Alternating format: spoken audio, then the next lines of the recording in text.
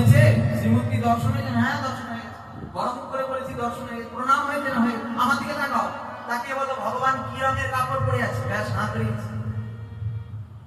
না, তাকাবে না, আমার দিকে তাকাও, বলো ভগবান কি রঙের কাপড় পরে আছে?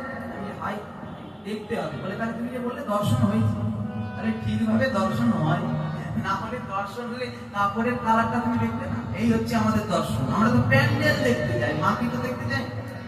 যে মায়ের পা কোথায় আছে দেখার দরকার, মহিষের কাঁধে আছে কি সিংহের কাঁধে আছে আমাদের তো তা দেখার দরকার নেই, কিন্তু চরণগুলো তো আগে লক্ষ্য করতে হবে, তারপরে তো বদল। দর্শনের ভেতরেই অনেক ফাঁক ফুট রয়ে যায়, যার কারণে এত বিপদ। আগে দর্শনধারী, তারপরে ভোগ বিচারী, কথাগুলো মূল্য আছে।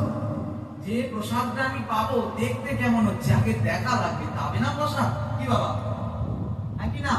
প্রেম সে বলো, অর্জসে